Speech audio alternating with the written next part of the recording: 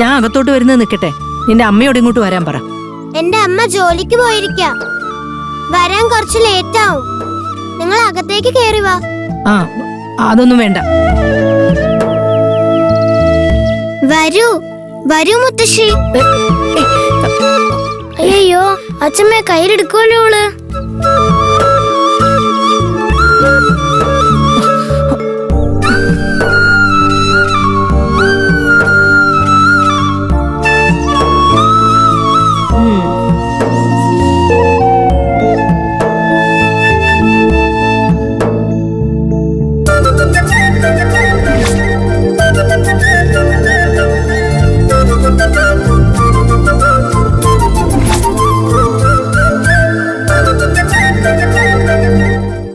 മുത്തശ്ശി ഇരിക്കുന്നില്ല മോളെ.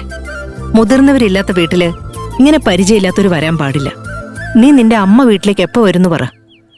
ഞാനല്ലേ പറയുന്നത്. ഇരിക്കും മുത്തശ്ശി, ഇരിക്ക്.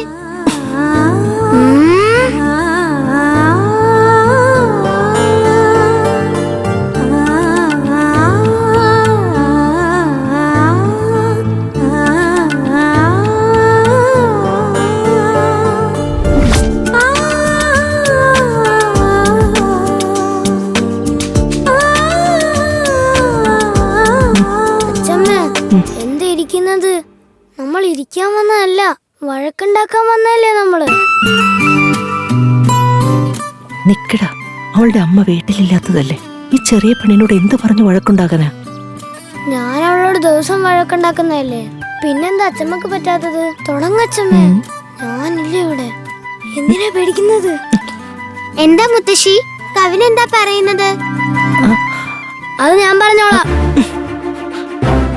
നീ എന്താ എന്നെ പറ്റി വിചാരിച്ചിരിക്കുന്നത്? നിന്റെ അമ്മേന്റെ അച്ഛമ്മക്കാട്ടും വലിയോളാ അല്ലേ അച്ഛമ്മേ? ഞാനങ്ങനെ പറഞ്ഞിട്ടേ ഇല്ലല്ലോ. നിന്റെ അമ്മക്ക് എന്ത് ധൈര്യം ഉണ്ടായിട്ടാ എന്റെ പേരക്കുട്ടി അടിക്കാൻ കൈ വാങ്ങിയത്?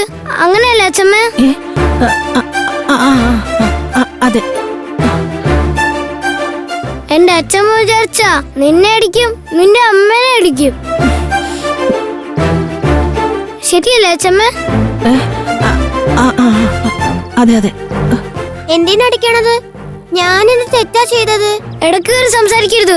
ഇനി എന്റെ പേരക്കുട്ടീന്റെ അടുത്ത് എന്തെങ്കിലും കാണിച്ചാ ഞാൻ എന്ത് ചെയ്യുമെന്ന് എനിക്ക് പോലും അറിയില്ല. എവിടെ നിന്റെ അമ്മ? ഇന്ന് രണ്ടിലൊന്നറിയാതെ ഞാൻ ഇവിടുന്ന് പോവില്ല. അങ്ങനെയല്ലേ പറയേണ്ടത്?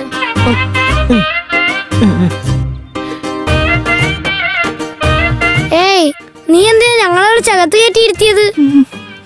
അകത്തിരുത്തിയാ ഞങ്ങൾ പേടിക്കോ? അല്ല അച്ഛമ്മേ? അതെ.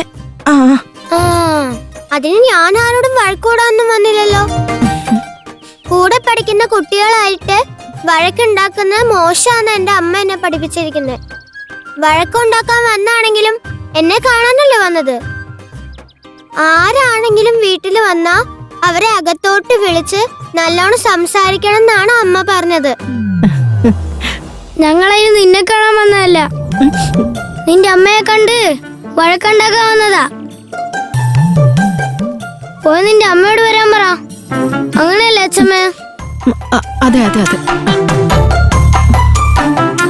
വിളിക്ക്. ഞാൻ പറഞ്ഞില്ലേ എന്റെ അമ്മ ജോലിക്ക് പോയിരിക്ക. ഫോൺ ചെയ്ത് വരാൻ പറ. കുറച്ചു നേരം കഴിയുമ്പോ വരും. ഒരു മിനിറ്റ് ഇരിക്കേ.